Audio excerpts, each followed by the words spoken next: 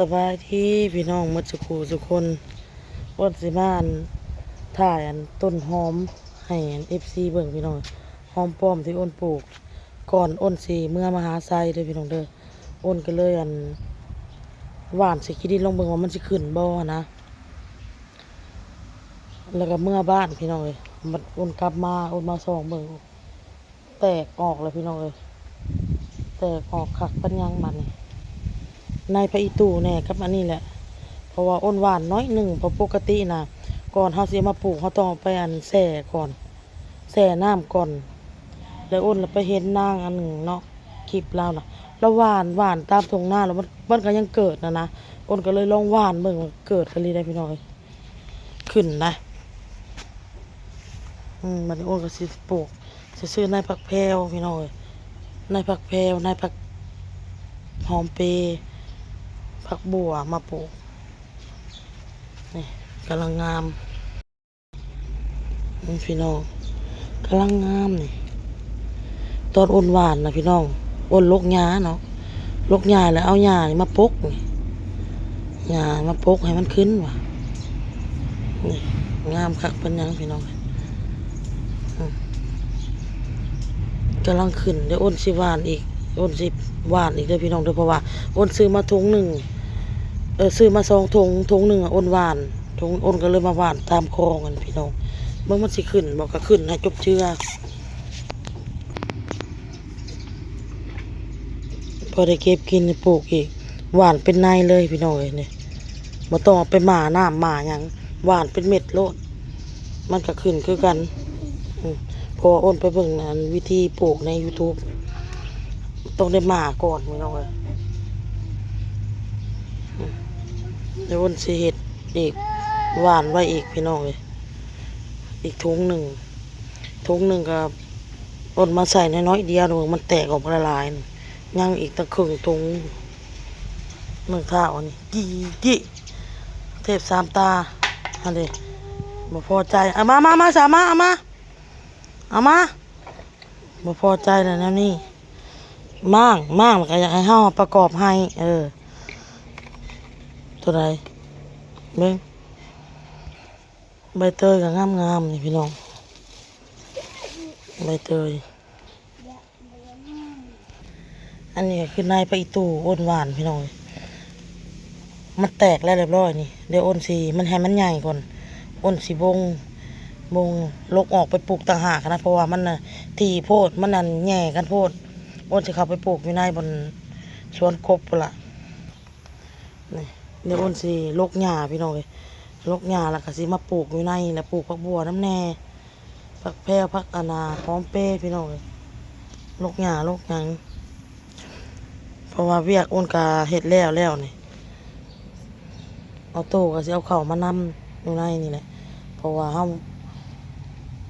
เพอบ่ได้น้องออโต้พี่น้อยสิลงปลูกผักอีตู้ก็ให้มันใหญ่ก่อนพี่น้องอ้นก็จะเอามาพี่แหละเอามากล้าแถวพี่แหละเพราะมันแย่กันโพดน้ำเพิ่นเนาะ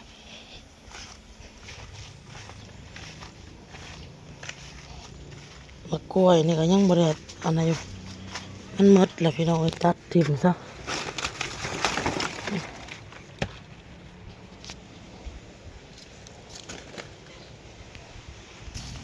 เบิ่งหน่อไม้พี่น้องห้ากระตัดไปปลูกอีกแล้วนี่ออกหน่อยละเบิ่งพี่น้องบาเต้แล้วก็เห็ดหัวกันขโมยมั่งสังกะสีออกจากคอกไก่แล้วก็มาแอมหัวทั้งหลังเวลาขี้หลักมันปีนมันยังมันจะได้ยินเสียงสังกะสีคอกแคกมาจะได้ตื่นมาจะหูเมื่อแล้วก็เพิ่นว่าสิมั่งอีกเพิ่นว่าเดี๋ยวมื้อใดผักเวียกขาดเวียกแล้วเพิ่นจะสิมั่งเพิ่นว่าสิพากันไปเฮ็ดสวนผักอยู่ในหันเว้ากันนะแต่ว่าตัวพามอันนี้แหละพามกบนี่แหละอ้นก็สิปลูกคือกันพี่น้องแต่อ้นก็สิลกหญ้าก่อนลกหญ้าตัดออกตัวใดมันนั่นคือกกดอกหอกดอกหักนั่นเนาะอันนั้นก็เป็นกกอันนั้นได้พี่น้องเด้อกกหมากลิ้นจี่คันโมเมนต์กกหมากลิ้นจี่กับกกหมากละมุดเป็นลกเฮาก็ลกเอาแต่หญ้าออกพี่น้องเลยจะลกหญ้าลกหยัง ว่าสิงไข่เนี่ยก็กินตลอดพี่น้องเอ้ยแต่มาอยู่บ้านหลังนี้บ่ได้ซื้อหัวสิงไข่กินจักเทื่อมีแต่เอาอยู่ในเฮือนที่ตัวเองปลูก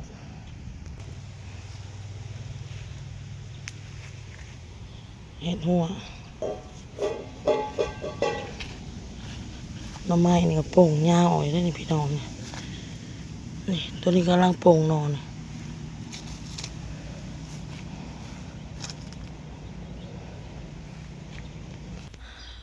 อ้นก็สิมาอัปเดตหมักบวบที่อ้นถ่ายให้ FC เบิ่งตอนนั้นเนาะตั้งแต่อ้นเมื่อมหาไซกลับมาว่ามันใหญ่มันน้อยสำใดพี่น้องมาเบิ่งใส่ละนี่พี่น้องป้าหน่วยมักใหญ่นี่ป้า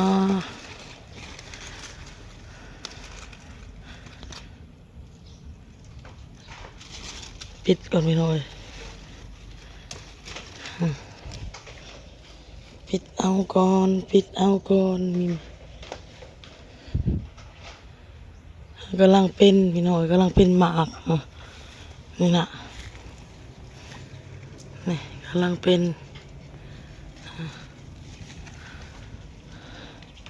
มันข้ามหัวไปเบื้องผมพี่น้อยมันไปมันจึงมีตัวครึ่งพี่น้อยอ้นเอาลงมามันกับเอามาภาคนี้มันก็ไปพวกคือเก่าเพราะว่ามันไปทางพวกมันครึ่งซ้ายเด้มันผาดกับหัวกำลังเป็นหมากพี่น้องฮะอันนี้ตายขึ้นเหลืองว่ะเด็กกำลังเป็นหมากนะ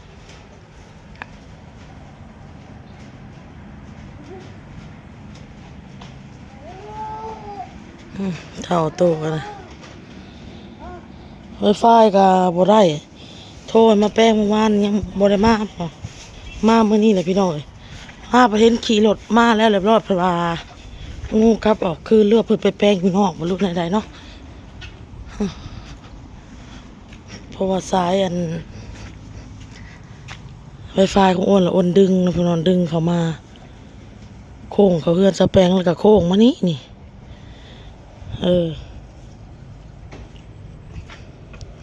แล้วมันขาดเนาะเขามันขาดมันก็ขาดน้ำกันเพราะมันเป็นทราย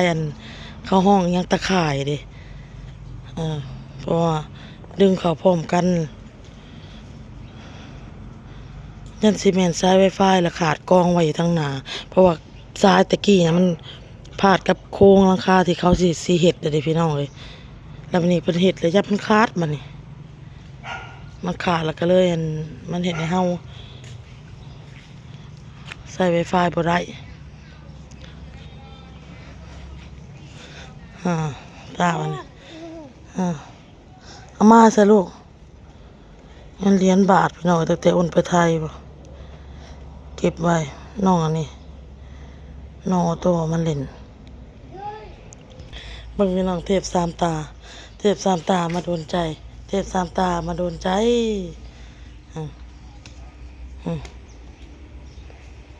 ดื้อตัวนั้นแป้วตัวนี้ดีมีแป้วใหม่อีกดื้อเลยสิแกงหมักบวบใส่ไก่ป่าพี่น้องพอมีไก่ป่าอยู่แกงใส่หมักบวบนี่กินเมื่อพี่น้องอาญาคอยนอนต่ำๆมานอนนะเพิ่นนอนเทิงโต๊ะพอแล้วนี่เมื่อวานนี่เบาเต้ก็ได้ข้าวพัดข้าวยังอะไรมาเพราะว่าเมียหมู่ที่เฮ็ดเวียกน่ะอยู่โรงเรียนบ่นั้นเด็กน้อยดิพี่น้องมันเฮ็ดกับข้าวกับน้ำเป็นแม่ครัวได้ข้าวโพดข้าวพัดนั่นแหละให้เพิ่นกินเมื่อวานให้ไก่น้ำแน่แอบเท่านี่ค่ะบ่อยากมาพี่น้องเลยอยากให้ขี่รถล้ออยู่หั่นไปเบิ่งน่ะพี่น้องทรายมันขาดแล้วเพิ่นก็มาเบิ่งนั่นแหละบัดนี้เพิ่นก็น่าจะกลับไปห้องการนั่นแหละไปปรึกษากับหัวหน้า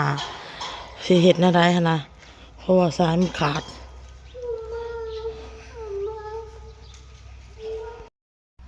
สบายดีพี่น้องมาจากกูสักคนสบายดีอีกข้างกล้องเท่าโตกับพี่น้องเลย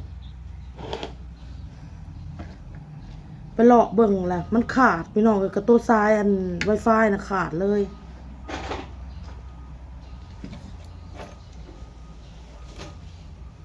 อันนี้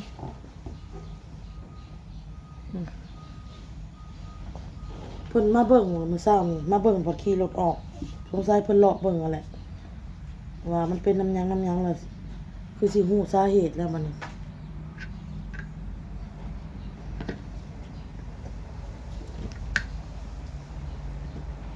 เต็มลูกเต็ม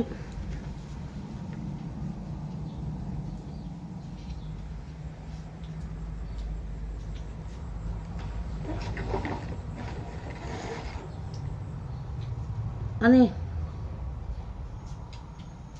มันกินข้าวมั้งนะ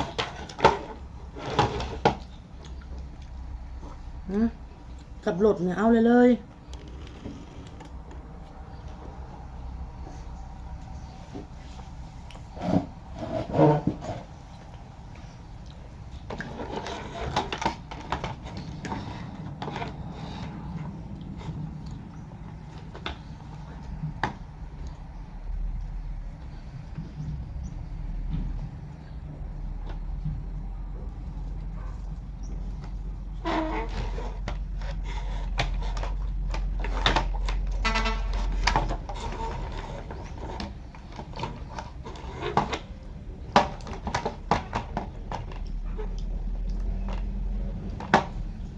เฮ็ดหยังก็บ่ได้พี่น้องแอบบ่โตมือแอบหักมือฮู้ก็ฮู้มืออันบ่ฮู้ก็บ่ฮู้จะเฮ็ดบอกบ่ให้เฮ็ดเบิ่งนี่ซับตาอันนี้นี่อ่านบ่ให้เฮ็ดเอาบ่จำเอาบ่จำมันเจ็บเอาบ่บ่อยาก